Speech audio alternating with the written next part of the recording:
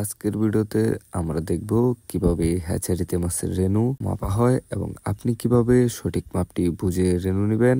সরপুঁটি মাছের রেণু ছাড়া অন্যান্য সকল প্রকার বাংলা মাছের রেণু এভাবেই মাপা হয়। প্রথমে আপনারা লক্ষ্য করবেন যে হাফা দিয়ে রেণুগুলো একত্র করা হচ্ছে, সে হাফাটি পাতলা নাকি অনেকটা ঘন।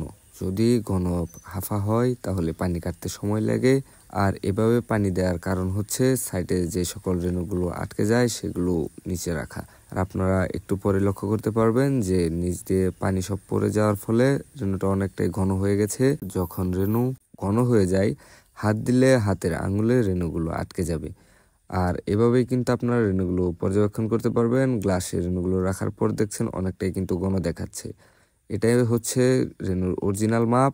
আপনারা যখন মাছের রেণু ক্রয় করবেন তখন আপনারা চেষ্টা করবেন এইভাবে মাছগুলো মেপে নেওয়ার। আঙ্গুল দেওয়ার পর মাছগুলো কিন্তু অনেকটাই আটকে যাচ্ছে, এটাই হচ্ছে রেণুর আসল মাপ। আপনারা সবসময় এভাবে হ্যাচারি থেকে রেণু এভাবেই মেপে নেওয়ার চেষ্টা করবেন।